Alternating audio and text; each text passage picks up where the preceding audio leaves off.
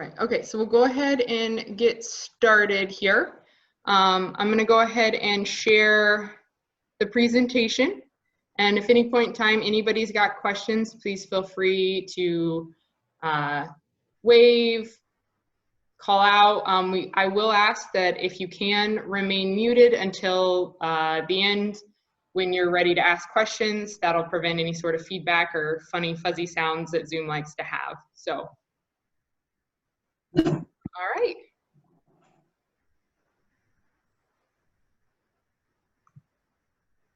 Okay. Here we go. All right. So, thank you all so much for taking time out of your day to join us here at MCUM. Welcome to the live portion of our Better Practices in Plan Giving informational session. As some of you might have heard, I did have some technical issues uploading the YouTube video, the pre-recorded session that Pam generously recorded for us. So nothing in this video or nothing in this session means that you've had to watch the video beforehand. At any point in time, if you have questions or any of the clips don't come through very clear, please check out our YouTube site. The link in the invite that I sent you, will reach out to me and I'll be happy to send you that link again. Okay. And now, before we get started, as we get started, let me introduce our two panelists to you. So on your screen here, we've got Pam Davidson of Davidson Gifts. She's the president of Davidson Gift Designs, which is a consulting firm specializing in gift planning, plan giving program design, implementation, and training. Pam, if you'd want to go ahead and say hi. Good afternoon. Welcome. Thank you. And then next on our panelist is Joel Schneider. He is one of our amazing board members here at MCUM and also a financial advisor at Edward Jones. Joel? Thank you, everybody, for joining us. And then the last one, clearly, it is myself. Unfortunately, our executive director got caught at the tail end of Hurricane Sally, so she's on her way back up to Indiana, but that has put us three together to lead you today. So a quick overview, what does Monroe County United Ministries do? MCUM serves Monroe County's low-income population through two separate programs, our Compass Early Learning Center and the Self-Sufficiency Center. Compass offers full-time, year-round care for children ages 1 to 5. Its goals are to prepare children for school and provide services to promote each child's educational and emotional development while removing parents' barriers to employment and educational opportunities. The Self-Sufficiency provides basic needs assistance to households experiencing financial instability by offering a client choice food pantry, free cleaning and hygiene products, clothing vouchers in partnership with the Opportunity House, and financial assistance. The Self-Sufficiency also offers individualized asset building to families looking to become more self-sufficient through our Your Path program. Our mission is to create lasting solutions to economic, educational, and social injustices in our community through quality services, collaboration, and innovation. So, and on to today's focus. First, we'll hear about the advantages of charitable gift plans and look into some of the easiest ways one can make a planned gift. We'll follow this up with this presentation up by giving our panelists time to answer the questions you submitted beforehand, as well as those you've come up with along the way. As a side note, as I mentioned earlier, because of the way we are streaming these video clips, the quality may not be so great. The audio is fine, the video may be a little choppy, and I do apologize for that. So I strongly encourage you to watch the full video on our YouTube page. The first example we have coming up in this upcoming clip, Pam shares a great example of how charitable gifts can be advantageous not only to the charity, but to your donors and clients. Foundation, Jack comes in, never met him before, and he says, this is decades ago, I'm going to give the university $200,000, huge amount, 35 years ago, and still. I said to him, Jack, that's incredible, that's generous, but Jack, my job is to make sure that gift is the smartest one for you, and I've never met you before. So let me ask you, Jack, are you thinking of selling or disposing of any asset in the next couple of years? He says, funny you should say that. I'm retired military living in the District of Columbia. My investment portfolio of choice is rental properties, so like our town, rental properties. And my wife said to me last year, Jack, diversify, get out of those, sell them. We can't have tenants calling us in the middle of the night. I want to simplify our lives. So I said, Jack, that's perfect, because there's a charitable plan that allowed Jack to take his highly appreciated rental property located out of state and deed that property, deed it, simple deed, into a charitable remainder unit trust. Don't worry about the term. But what it basically did is took that property and he recognized no capital gain. That means that trust was funded with a full amount of its fair market value. He didn't pay any tax on transferring that into a tax-exempt charitable trust. No, he didn't. And in return, he and his wife received 5% portfolio income that went up in many years. So every year he got 5% off a higher balance. It allowed he and his wife to get income for life, the two of them, off a portfolio that enjoyed market activity. He also got an income tax deduction, and when he came back the next year, he sat down and said to me, I can't believe it, Pam Davidson, but that charitable trust, that income tax deduction I got, it allowed me to keep all my military retirement pay last year because I had an itemized deduction so big. So he didn't recognize capital appreciation, but yet had a trust funded with the full amount. He got a partial income tax deduction that allowed him to save all of his military income, and now he's getting portfolio income, which is why he says hooray, hooray, because he never spent the rent. He put it all back into the units. That's why the appreciation was so high. I said, Jack, you can do it again. And in 5 years, he did 3 of those transactions. He came back to campus and said, you know, the first time I saw you and said I was giving the university $200,000, my new number is $1 million because you showed me how. Diversified assets. So think about that. That's a little bit of a complex story, but it's just to also alert you, you can get income from a charitable arrangement. Very, very unknown in this world. Jack comes. All right. So, next on to what are the easiest gift plans to make. For a lot of folks, one of the easiest gift plans a person can make is an inclusion in a will, as Pam will go on to explain. That brings us to some of the simpler gift plans that people can choose, because you're sitting there thinking, this all sounds so complex. What can I talk about? What can I suggest to people here in Bloomington? Well, if you know somebody who's a widow or widower, a single person, they don't have children, something like that, or they just love charity a lot, definitely suggest the simplest plan gift on the planet, inclusion in a will or trust. And by the way, the charity should provide that language. Even board members guess about bequest language and guess wrong. I can attest to that.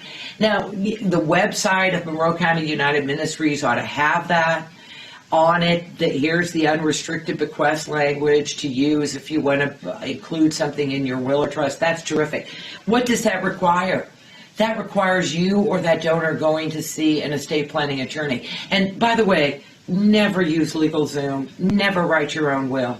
Never, never, never. We have plenty of great estate planning attorneys in this town, and I'm sure the Community Foundation can provide a list of great people to you. It's worth, pay me now or pay me later. That's what I always said at the end.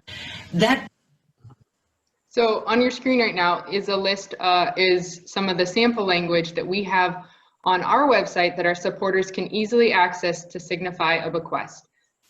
To review this language at any time, please go to MCUM.org/planned giving. And there you'll also find a list of resources and tools that we provide for our donors and supporters for them to get more research on what we can offer them. And then on to another easy way to support your favorite charity. But I say to everybody at the farmer's market, here's a great story. Judy Woodruff came to town a number of months ago, saw two friends at the market right after, were extolling journalism. I said, here's how you can support public broadcasting in Bloomington. You can go to your beneficiary designation for your retirement plan, and not the primary beneficiary, because that's each other, husband and wife, primary beneficiary. But then it says contingent or secondary. On the contingent or secondary, put a percentage to WTIU, put a percentage to FIU, put a percentage to Monroe County United Ministries, put a percentage to Middle Way House, put a percentage. And if you have more left after all those percentages to local charities you love and adore, it can go to people. You can say the rest and remainder to these people. It's going to be taxed to people, but it won't be taxed to those charities. They'll get the full amount. You are giving to charity something that would be taxed to people you love. That is a very smart way to do it. The other thing that's so great about that, in the middle of the night when you say, oh, I forgot WFHB, you can get up, go online, look at that contingent beneficiary, move those percentages around, and include that other charity. Drop a charity that you no longer care about. Oh, I didn't realize it was there. It's very, very flexible. And it is very, very practical way to give to charity because it's by percentages. Why is it by percentages? Because you're going to withdraw from that plan. The plan balance is going to rock and roll, go up and down. So you're giving charities, all charities, a percent of what is left. The smartest choice you can suggest. And tell people how to do it. That's why I've gone through the explanation, not primary. If you're married or you have somebody that's the primary, sister that's more important, it's the contingent or secondary for most of us. Now, if you're the last person, then it is primary. When I'm gone, Middle Way House got $91,000 from an IU faculty member who did just that. She said, I'm going to use it during life, but if I die with any of it still here, Middle Way House. Emergency care is expensive, gone. But what an incredible gift. That is a very simple plan. All people can do it. A 21-year-old can do it. If your child went on a mission trip, if your child loves Habitat, if your child loves D-Cycles, whatever it is, when they get their job, you can say to them, hey, when you're filling out that beneficiary designation, designate 2% to that charity that made such a difference. And let's go online and see if the language is there and we've described it. Because what I say to everybody at the... All right, so now onto your screen, there are a variety of ways for someone to make a planned gift. It is important for you to be familiar with them. That way you can provide the best resources for your donor or for your client. It's also imperative that you figure out what's important to them. As Pam talks about in her video, talk to them, find out what matters, and then you're able to work with your client or your donor to make the best possible gift to a charity that they care about. So on your screen right now, I've got an example of a planned gift that one of our supporters, Virginia, bequeathed to MCUM. It is a gift that has made a lasting difference to not only our clients in the Self-Sufficiency Center, but the children of Compass. We are fortunate, and I'm happy to report, we have been the recipient of vehicle and trust funds as well. Now it's time for the Q&A, the more exciting part of this live session here. If you don't feel comfortable with voicing out any questions that you have, please feel free to send me a private chat message. I'll be mindful of them, and I'll ask it on your behalf. Some of you have already submitted questions, and we'll start with those. But if at any point in time you think of others, please feel free to unmute yourself and ask. We want to be respectful of everybody's time, so if we don't get to your question before the end of the session, I will make sure you get a response soon. Or if afterwards you think of a question, please feel free to reach out to me at any point in time, and I'm happy to touch base with Joel and Pam, and we can get you a solid answer. All right, so I'm gonna turn it over to Pam Davidson. Our first question: what resources do you suggest when a donor tells you they might be able to donate appreciated assets, but they don't really know where to begin. Should you offer to meet with them or their financial advisor? Well, I'm so glad to be with you today. The reality is development officers get little respect, okay? And donors, clients, Joel will attest, they don't want to give it up to somebody who doesn't have an expertise. What I would do is meet with them, not with their financial advisor. No, I wouldn't start there. What I would do is sit and talk to them and say, what do you want to achieve with this gift? Because if you do a goal setting session, that's always popular. What's important? Is income important? Yes or no? Is something for your children important? Yes or no? Is, seeing the charitable impact during life important? Yes or no? Those are all questions you can ask very, very easily. And that gives you a sense of what to do. Now for MCUM, if it's MCUM, I would say the Community Foundation ought to be able to have that chat and say, here are some advantages, here are some ups and some downs or whatever. I'm happy to have a phone conversation with anybody without charge for up to an hour and just say, here's some options. Just happy to do it because help us keep somebody local. And I have no products. I have nothing to gain or lose from that. And I never talk about anybody's business. But if you love the university, their people are very well versed in that. If you like Wabash College, if you like Notre Dame, they have people. Higher ed tends to have more people who do give plenty. You're going to say, should I go see my advisors? I do a lot of continuing education programs, and I have said to advisors in those programs, I actually call bequest the quote decided lack of imagination gift. I mean, they've never heard of a charitable gift annuity, which is on the longer version of this explanation, which is extremely popular, providing higher than market income for life to one or two older people, and funded with as little as $10,000, which is a CD amount. Extremely popular, but attorneys if they've done a gift annuity or actually read the materials from their college, they might know something, but you really have to do it to know what it really means. So the best knowledge always is within charities, and the bigger charities are the only ones that really know anything about these ideas. The Community Foundation is always my first go-to suggestion in any county, particularly in Indiana, but I'm happy to talk through situations too. Joel, what do you think about that advice?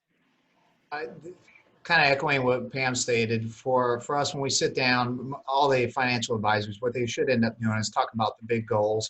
You got some individuals that are very charitable, and it's just really figuring out what's the most tax efficient way. So that way it's a win-win. People like to give, but they also like to receive. If you can give away assets and as much money to people you love, as much money to organizations that matter to you, and as little as possible to the government, not to sound too unpatriotic, usually people want to hear more about that. So kind of echoing with what Pam, I think the first stage is, what is the ideal asset? It's just whatever's that individual situation. And that's where the questions, the Q&A within that part, just drilling down, what assets did they have? You heard some stories from Pam in terms of real estate, could be stocks, could be from their IRA RMDs, in which there's specific pathways to go through. So there's different mechanisms. It's just kind of drilling down and asking the client, what are we trying to accomplish, and looking at their specific situation.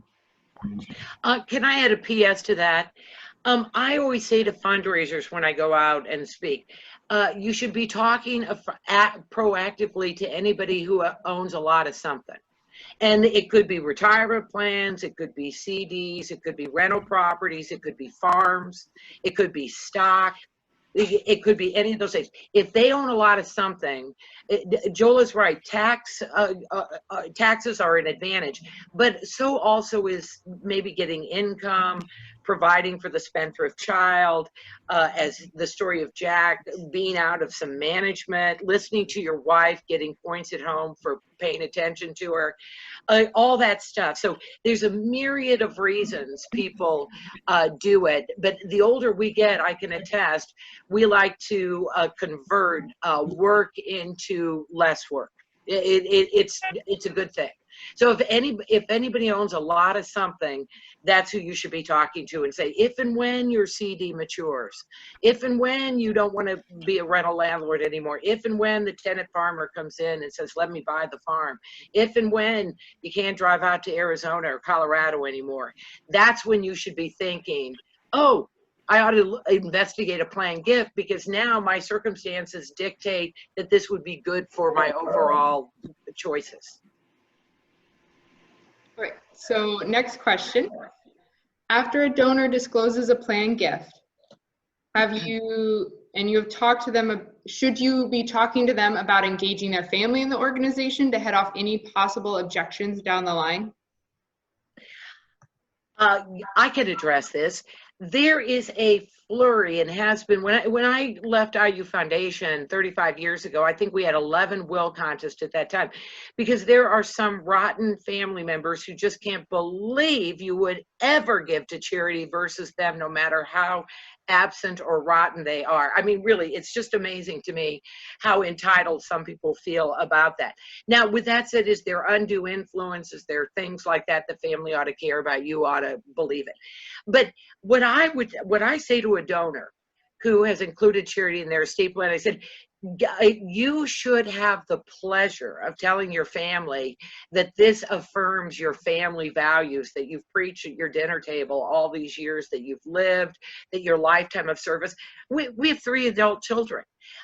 When you could finally do income taxes on TurboTax, my husband, whose mistress was computers, I mean, really, he's just in love with computers. When he could do that, our kids went to Montessori, which is very concrete in thinking. So in December, we would print off the list of charities we had made charitable contributions to that year. And at dinner one night in December, we would pass it around to the children, and we wouldn't say, aren't we wonderful? We would say, what have we forgotten? That's why I have been on my 3rd term for WFHB community radio. My son said, that's what you've forgotten. So it's a learning, it's an affirmation, it's a value. My son chided me for not always leaving a tip for the housekeeping staff when I travel. He said, Mom, $3 will buy her a gallon of milk. I have never forgotten since. I mean, from the mouth of children. So it's a family value, but it comes from the donor. The charity should never mix it up. That's their privilege to tell or not tell. It's confidential unless and until they tell you otherwise. But I talk about it. It's the pleasure of saying, this is what I've done. I will also add this, Joel, because I know you're going to add to this. I once talked in Southern Indiana to a woman. There were 3 children, and the parents had done something called a charitable lead trust. And what it really does is it gives income to charities for a period of time, and then it reverts back to the family. It's a different trust. Don't worry about it. But the 3 siblings each got to divvy up 1/3. And I'm telling you, that was mighty serious business. And she talked about how their values were so indicated by what they chose and how passionate. The parents did it to teach their kids philanthropy. If you're really a Hoosier, and thank you, Riley Hospital, for teaching it, but it always comes through the donor, and it's their privilege to share or not share, not yours. Do you agree with that, Joel? Pam, you've said it really well. So my comments are going to be pretty concise here. Ultimately, it's the donor's decision off of it. In an ideal situation, you want the whole family members to be on board, because these decisions could be made decades in advance before they actually end up being put in place. Ideally, you start seeing some of the ideas that Pam's sharing, some things that I know we've got some audience members that are very much civic minded, with getting the money out and enjoy that benefit of giving while they're alive. But ultimately, we've all know stories. We've seen it in terms of when it's done right. Usually there's a lot more clear communication. And we've seen the other end of it where families get at each other simply because the expectations were different. So to each their own. I know we try to advocate, just like what Pam had mentioned, it's much better to have an open dialogue. So that way people understand what's going to be going on. They're going to honor those wishes. And if you can indoctrinate that family, then what you're also doing is you're building future donations, and you're really producing a stronger community for those that are fortunate enough to provide, that they'll continue to encourage that. So the level each generation gets stronger. rather than the other way. May I also add a PS to that? Those conversations should happen with the family in total. People say to me all the time, oh, I told my son that. And I said, Deadly, there were two brothers once that I met in estate planning, and the younger brother lived in town and took mom to the doctor and knew her banker and took her to the CVS and whatever. And when she died, she named the son who knew everything, the personal representative. The older brother stopped talking to his younger brother because mom should have named me. I'm the elder. So you have to do it in concert. I had a bad sister-in-law. Oh my word. I just, whatever. And I said to my husband, the only defense we have against her is if your parents and your brother and her and you and me sit down and talk about it together. Because then when she misbehaves after one of your parents died, we can say, don't you remember? I mean, you cannot say it individually because people hear what they want to hear. You cannot do that. It does not work at all. So it's a group. I was listening to NPR one day, and there was a very wealthy guy, and he talked about his business, and it must have been fresh air. Someone called in and said, I happen to know you and your family have given $25 million as a family. How did you come to decide about that? His whole voice changed on the radio. All of a sudden he was in it. He said, my family and I decided at some point there's only so many ski vacations you can take in Gstaad. I swear to God, he said that. Gstaad, and so many vacation homes. And he said, so we had read Stephen Covey's family mission statement, and now we gather at Christmas, and divvying up our charitable dollars is the most important family activity. It has melted us in a way we cannot even talk about. It's absolutely passionate. And here's my last quick story. My friend Tanya, brilliant idea. She and her siblings decided years ago, we're done getting stuff. We don't want stuff. So they each put the same amount into a kitty, and they went into the kitchen and drank adult beverages and let their children look at Heifer International Catalog and fight the pool of money, what animals they were going to buy. That is brilliant. That is one of the most brilliant stories I have ever heard. Sounds fantastic. Thank you, guys. It's a good one. So before I forget, we have a couple more questions that were submitted, but I want to address Jim's. Pam, he specifically asked if you could provide some examples of what could go wrong with LegalZoom. Well, number one is execution requirements. Every state has its own signature requirements. And so ours in Indiana says 2 witnesses have to witness each other. Now, here's what else it doesn't do. It doesn't make you think about beneficiary designations. Your life insurance and your retirement plans do not pass as per a will or trust. Do not. So you have to do that as well. Retitling assets if you are getting on in years and you're funding a trust. People do the documentation, never fund the assets. Finding out, if I name my spouse versus my spouse, Jeff Davidson, there's a myriad of things. Here's my favorite bequest language, done by an attorney, for pity's sakes, close but not quite. Scholarships for students at the School of Nursing bearing my name. So the students had to have the donor's name. Scholarships for students bearing my name in the School of Nursing instead of a scholarship fund for students, School of Nursing, such fund to bear my name. Close. So a word can make a big difference.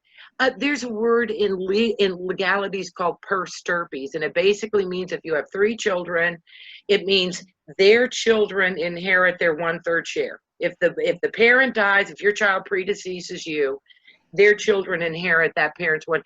People forget that. So pay me now or pay me later. And I would never take that risk. But here's the one thing I would say about it. When I convinced my parents to go through estate planning that he did not want to pay for, I said to him, Dad, I spend my IRS days collecting tax from people who did not get it done. I said, and what are your goals with your estate plan? He looked at me shocked. I said, only you can discern your goals for your estate plan. What do you want? Somebody to tell you what they are? And in the second meeting with his counsel, it was I one of the children who said, Dad, you've been choir director at your church 46 years, want to include them? What do you think? He said. And stepmom, 40 years, the public librarian in their town, they have a reference room in that library to her. She says, well, I want to include the library. And the attorney still messed it up. But anyway, they got their gift. So it's a matter of, do I know them? Can I talk through it? So collecting information, discerning your goals. What do you want to happen? My dad had a second younger wife with a genetic illness. I think you ought to think about that when you're doing estate planning. And not, people think, oh, that's simple. No, it's not. You got kids from your first marriage, a much younger wife with a genetic degenerative illness. No, it's not, you know. So people don't understand that there's many layers. Joel, do you agree with that? Yes. I guess I'm kind of the straight man for this part, Pam. I'll just let you talk about the stories and everything else. I'm more the factual. And I still had estate planning issues with my siblings because my father never sat down and talked about anything except Notre Dame sports and a couple other things. So it was hard to get him. And then dementia sets in. That's another thing. People think, oh, I've got all this time. Dementia, you know, he didn't say, I've got dementia, I'm slipping. Believe me, you know, you had to go up there and find it out. So it's not a clean path, Joel, is it? No, it isn't. And Jim, to echo what she had stated, is that's one of the things that, again, a person ultimately wants to do it themselves, whether it's in terms of tax, legal, the finances, more power to them. But if they're not in the know, they don't have the time, they don't have the knowledge, not keeping up with it, and ultimately the desire, that really generally does lead to some pretty big parts. And individuals that come from resources understand the benefit of having a team. All we have to do is, in America, we have such a celebrity fascination. Let's look at Prince from a few years ago. He's a Minnesota resident. This man is worth tens of millions of dollars. One would have thought he would have had an ironclad plan, and it turns out he didn't. And so that family is going to be, and Minnesota is a very interesting state when you have property outside of its borders that they can go after it and tax it accordingly. That is a nightmare. And it's simply because he didn't have a professional or someone that could go follow up on that. So people have all the intent in the world, but what we do see is just some easy, simple mistakes, including in terms of, you know, historically an IRA, you look through the beneficiaries and it's an X. Is that your wish? Would you like your ex-spouse to receive the money even though you're currently remarried? So those are things that catch people off guard unless you have a professional that sometimes can lift up the hood, re-examine it, and take a good look at it, especially in light of what we're talking about when whether a person has only $50,000 to their name or if they have 50 million. Maybe LegalZoom can get away with some of the little ones, but I would also make the argument, it won't be your problem, but if you love somebody and they have to come up and pick up your mess, they might have some choice words when they get to meet you at the pearly gates, just simply because you made it a lot more difficult for them. So again, in our opinion is it's much better to work for a professional. It's well worth paying that few dollars to make sure that your wishes and desires are fulfilled when you can no longer do them. And you also want a relationship with somebody. If you call up and say, oh, my son's in a terrible accident or is going through a terrible divorce, how do I protect any inheritance he receives from that divorce settlement? You want somebody who knows your business a little bit, that isn't a brand new out of the remote question. And Jim, I will say that there's lots of techniques to simplify estates. That person may say, well, you don't have a complex estate, so we can do a very simple will and you can do a POD or TOD, transfer or payable on death designation, and they're doing all sorts of things to make estate work much less time consuming, much simpler for smaller estates. So they may just give you all the advice to get it done, and then it's tucked to bed. You just don't know. Real quick, another question that, well, another statement that just popped up from John Harlow. You mentioned how important it is to give SMART. Would you mind mentioning how giving SMART can avoid huge increases in Medicare Part B and D and increase Social Security taxation? Joel, that's really not my expertise. That comes up more my alley. John, that's a terrific question. And so that's where again, knowing where a lot of people, what's the kind of fallback? It's cash that they'll give in terms of cash. Well, how will they get that cash? Is it coming from the bank account, or are they wanting to help, but maybe they sell an asset, and by doing so, they trigger capital gains, and that's, or are they taking it from the IRA? So if we have an individual that's of age, at least post age of 59 and a half, or if they have the required minimum distributions or RMDs, depending on the respective date of birth, whether they're 70 and a half, or with the new law that kicked in late last year, now as of July 1st, 1949 and beyond, you can delay it to 72 before you're forced for the pre-tax or traditional IRA, traditional type of 401ks. If they just take the money out, then you're absolutely 100%. That's not necessarily giving as smart as possible. It's very kind of them, but what they will do is self-induce and pay more in taxation for the next year or two until they really have more of an established plan. A better way to go about it, if a person has qualified or retirement money, would be simply to do a QCD, a qualified charitable distribution, in which that money does not go to their hands. It goes directly to the nonprofit. It's a win-win situation for those that are tax sensitive.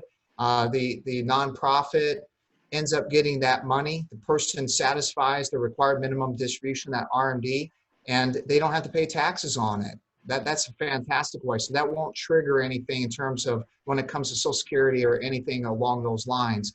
Another way for non-qualified money or non-retirement money was just give this the appreciated asset. Again, you and I being in the same respective field, if they have a stock, let's use Apple as an example. If they bought Apple 10, 15 years ago, they've got a significant amount of capital gains. So one of the ways to avoid having to give Uncle Sam undue money that they don't feel they are entitled to, give it to the charity. And you get a full deduction on that of the market value of the day that you provided it to them. And so that way, again, you avoid unnecessary taxation. It gives them an opportunity to do it while they're alive.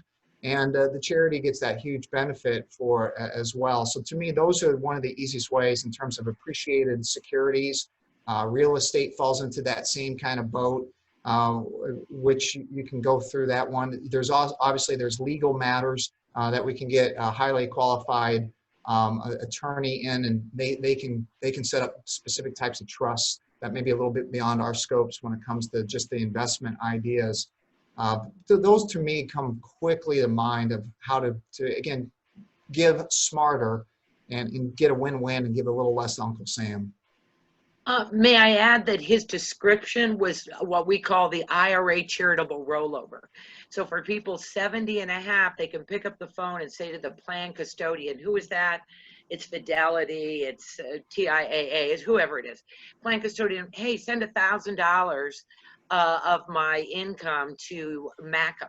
And if that $1,000 goes from the plan custodian, not through you, but from the plan custodian to the public charity, MCUM, you are not taxed on it. So a lot of people have used that to drop their income to a different level. I also have seen, and you touched on this, Joel, people who have used appreciated assets and use those to fund one of those life income arrangements, like that charitable remainder unit trust or the charitable gift annuity. So they convert a portfolio item into an income stream, and that also affects that. But I will tell you honestly, I've seen people back into their eligibility to those programs, and each year they sit down in December with their accountant and say, what's the magic number? What do I need to be at? What do I need to achieve? So you goal set all year long, but again, a professional helps you do that because the numbers do not lie. Perfect. Thank you, guys. All right, so the next question that was submitted earlier, other than doing good work and general visibility in the community, what approach would you suggest to engage financial advisors so your organization is top of mind when it comes to planned giving? I can answer that. It'll never be top of mind.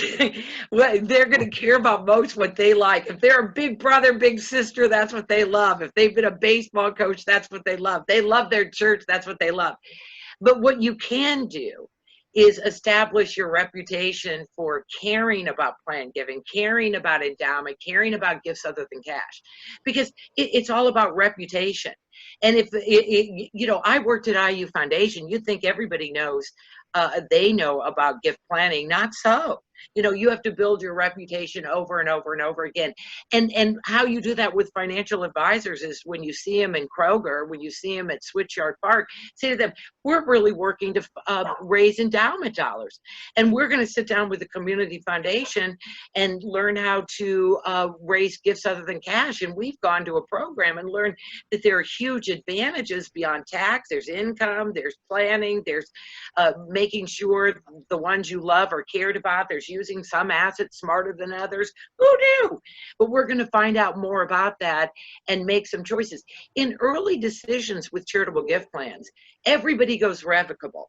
And you know, you should go revocable in early years unless you have a golden opportunity. You know, if all of a sudden you get an offer that you just can't refuse and you carve out 5 or 10% of it on the front end to fund a charitable plan to offset the taxes on what you really want to do is sell.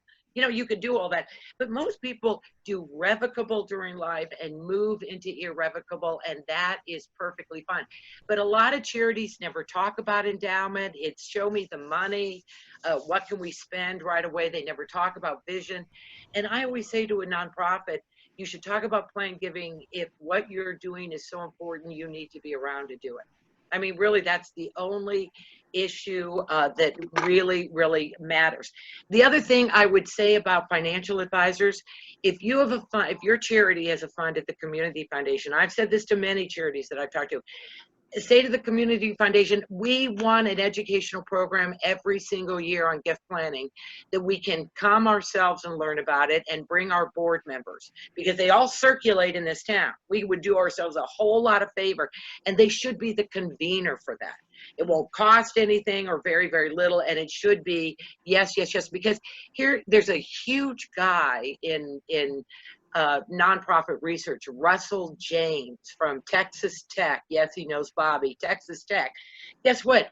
97% of a portfolio is assets. A mere 3% is cash. And he says to nonprofits, you fools, you're fighting amongst yourselves for 3% where it's all about converting those assets. And that's big. But a lot of charities, it's all about cash. Cash, checks, cash. You have to say gifts other than cash. Gifts other than cash. And so the financial advisors can be invited to that. We are very lucky in Indiana. The Indiana Continuing Legal Education Forum often features a charitable program or two every year. We're lucky, but you have to choose to go to it. But the Hoosier Hills Estate Planning Council here should always have a charitable hour as well. Don't you think, Joel? Always should have a charitable hour. So there's a couple of avenues you can say: Hoosier Hills Estate Planning Council, Community Foundation, even IU Foundation could do it, but they probably never would. So there's some sources of good education. We're lucky up the road in Indianapolis. Oh my gosh, an incredible Association of Fundraising Professionals Council, AFP. It's incredible. And a planned giving council called the Charitable, the Council of Gift Planners or something. I have an address if you need it.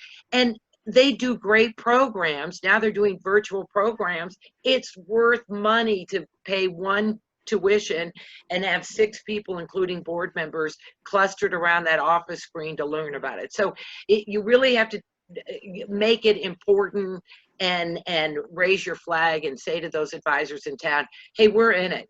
We're serious about it. It's not just fluff. You know, we're taking this on. We see the future. What do you think, Joel? And well, Pam, I would just add, don't forget another really key-legged stool is the tax professionals. They're ones that can really attest to it as well with financials in terms of getting the support of why. If we're looking to be smarter in terms of giving, this is a way in which they can really help. In some cases, some of the business owner, if we're targeting like business owners or people of wealth, a lot of times their trusted advisor isn't necessarily always their financial person, but it is certainly their accountant, because they want to try to minimize how much I can pay in the taxes. So this is another way, as well as going through a tax professional, CPA, for example, and just explain how they can provide these assets. Because a lot of people, it's just lack of education, it's ignorance out there including in our own realm. Because as a financial advisor, you're really taught and groomed as much as possible to address goals. And what does that generally mean? It's an income plan and it's a growth plan for that person. But what we're starting to see in vogue-wise is start talking about beyond our scope and how to be more charitable for those that have those resources or that inclination. But let's bring those tax professionals in, because they can help also reinforce, hey, if you give XYZ amount, this is how much you get in turn in terms of savings. And then sometimes that's, again, it's not the ultimate reason. A person has to believe in the mission of that charity.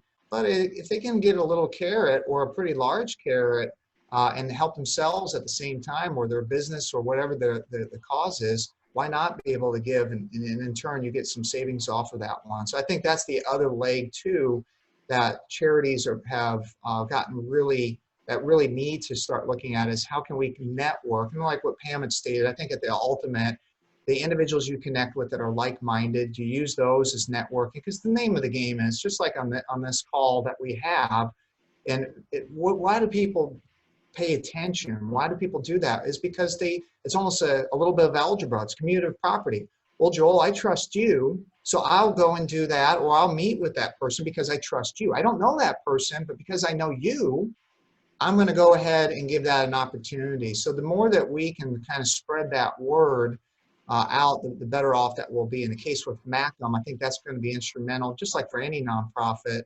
I think it's really key to make sure that you get word of mouth, that you consistently, is it always the fun thing? You're not saying you're a politician and you have to glad handle everybody and kiss babies. But if you don't get out there, if you're not top of mind, there's certainly some nonprofits in Monroe County that are excellent, phenomenal at marketing. And look at what they have done.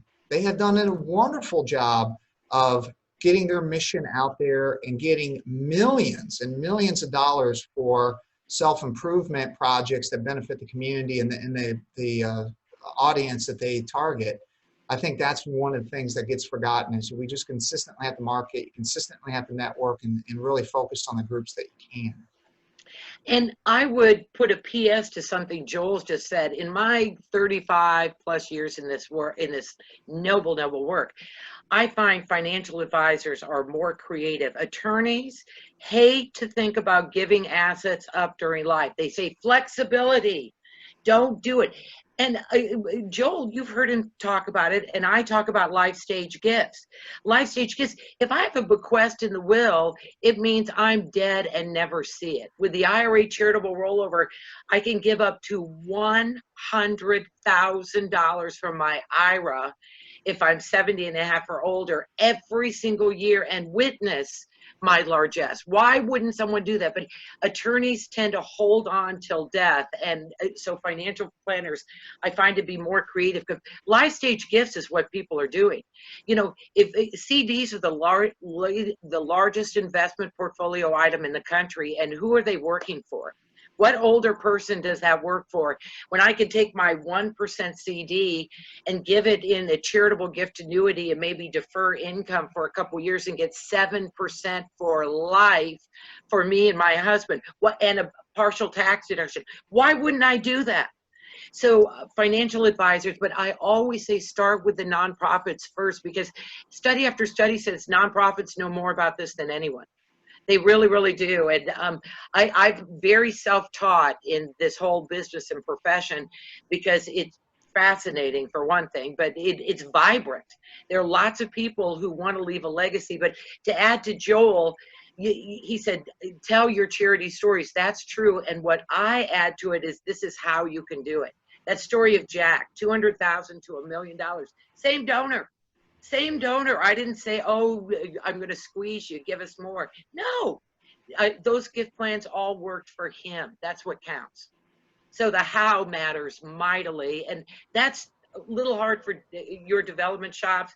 That's why you have an ally in the community foundation and in bigger shops. And I've never known a more collegial profession in my life than charitable gift planners. They are just thrilled to help you, because people like between 5 and 7 charities. So gosh, I may be helping myself by helping you. What do I know? Great, thank you. So the next question that was submitted runs along those same lines. So this is from one of the development folks. Important things to keep in mind when establishing a planned gift society. Well, I did that at IU Foundation, and if you hate the name Arbutus Society, it was President John Ryan who came up with it, but we all agreed, just so you know. Here's what I say about that. A lot of people think, oh, if I have a planned gift society, people will want to include us in their will and join. Are you kidding? That is not true. The only reason IU Foundation did a planned gift recognition society is they were going through a campaign and the consultant said, you can count gifts from people over 65 at a campaign. They had a reason to count it. And we had all these files, little notes, we sent letters to a lot of people. But when we went out the very first time and announced the Arbutus Society, we had 990 members. We sounded great. If you're a small charity and you announce your society and go out after a year and have 5 people, are you a success or a failure? It is. People do a planned gifts because it works for them. And if you want to honor or acknowledge somebody who tells you, you know, that's completely doable and possible. But don't create things that really have no purpose, that have no traffic. It doesn't do you any good at all. So our Arbutus Society, the smart thing we did with ours is we did an enrollment material. And, you know, how do you want, what's your name? How do you want your name to appear? And we had lots of blank lines. This was one of the smartest things we ever did. We said, either attach the extract from your will or trust or describe to us in these lines what you've done. And people want to fill up lines. People would go blah, blah, blah, blah, blah. And I think the amount is, and it's property in Florida. And they would tell you lots of things in those blank lines. Then at the bottom, we said, anonymous, yes or no, keep this confidential from the unit, yes or no. And every year when we published our list, we'd get 1 or 2 irate calls. How dare you publish our name? And we would just copy that card and mail it back to them and say, do you want to make a change? That's why we published your name. You told us we could, because they forgot that. So we had a process for doing it, but it doesn't create gifts. What creates gifts is talking to your best donors. If you have a founder or a leader, you know, Mary Reinhold, you know, somebody ought to go talk to Mary, who I'm on Facebook with, and say, Mary, you worked here forever. Would you consider a planned gift to MCUM if we could show you how? And it might be that beneficiary designation, it might be a will inclusion, it might be a gift annuity, it might be one thing, it might be something.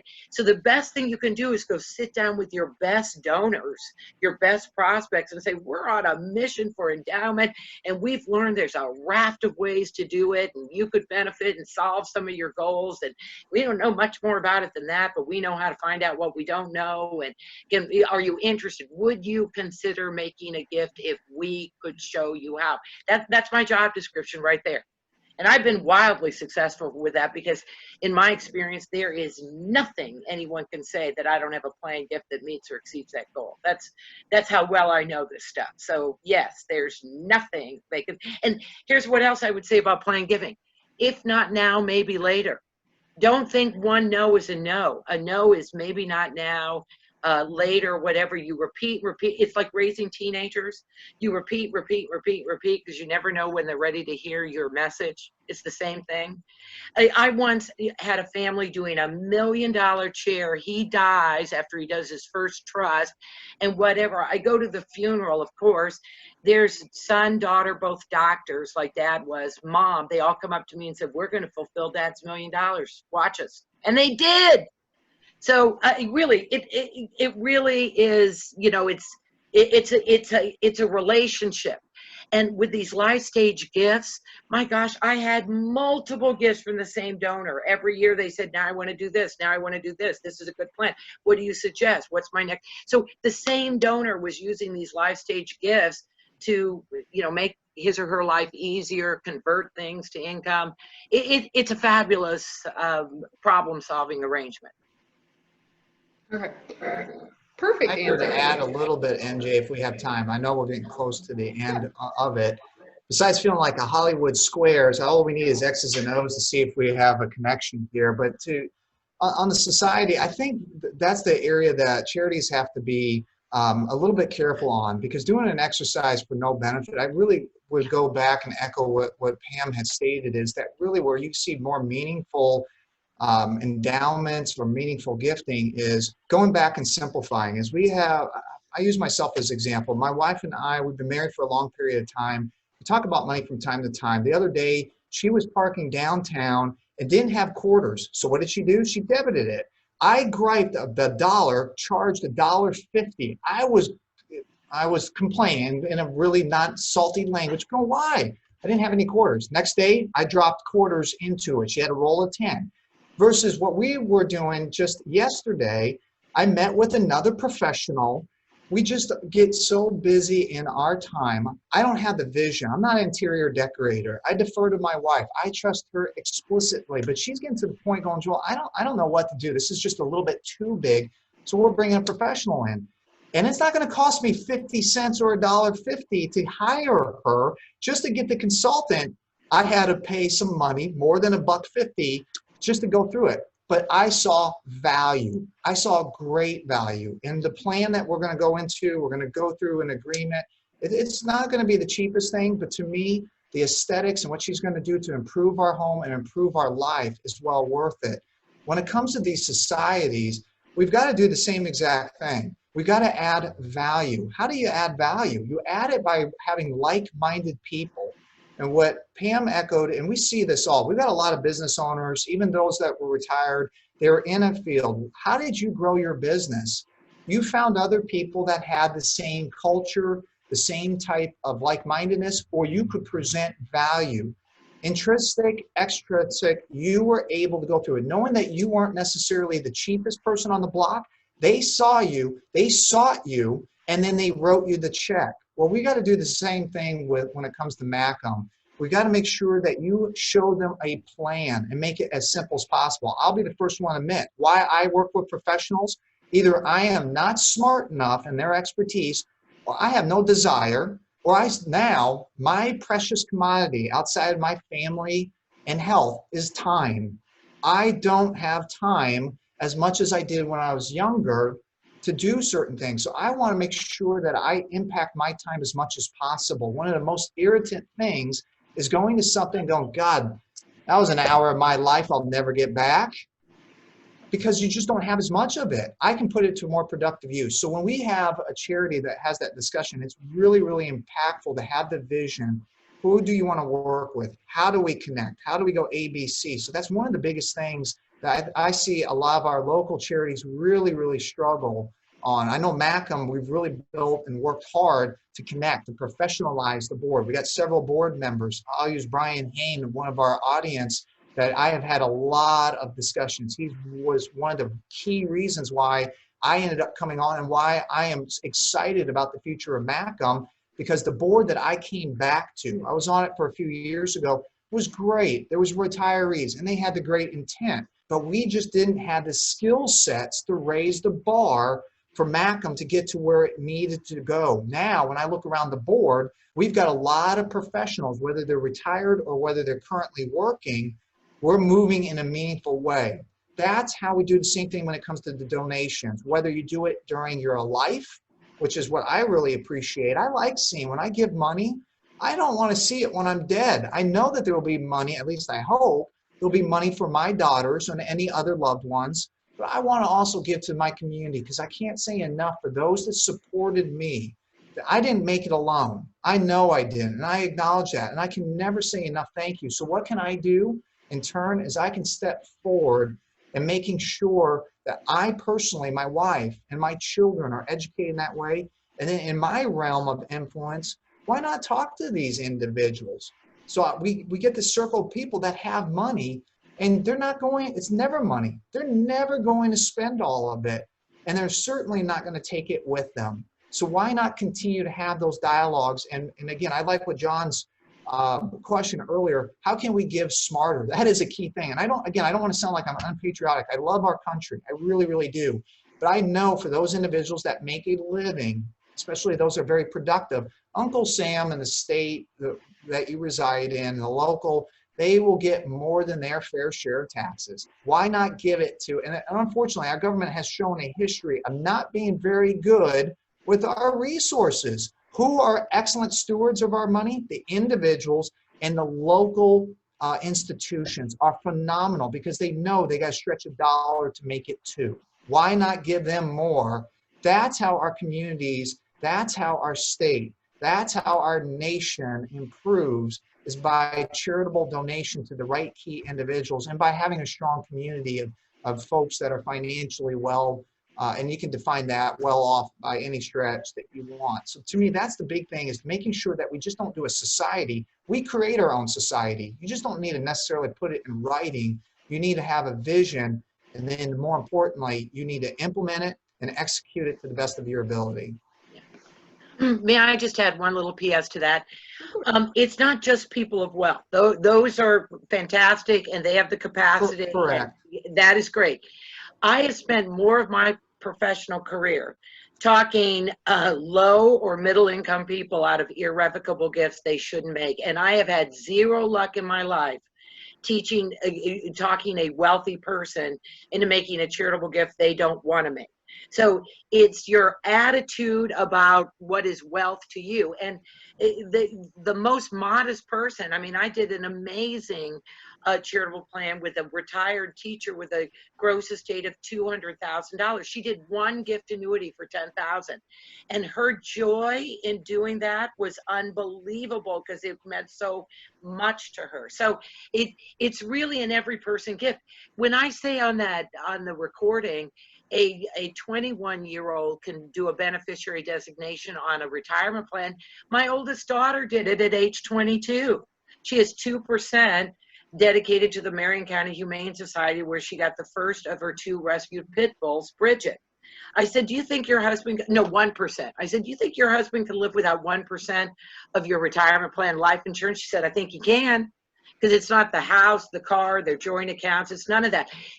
Philanthropy is a learned behavior.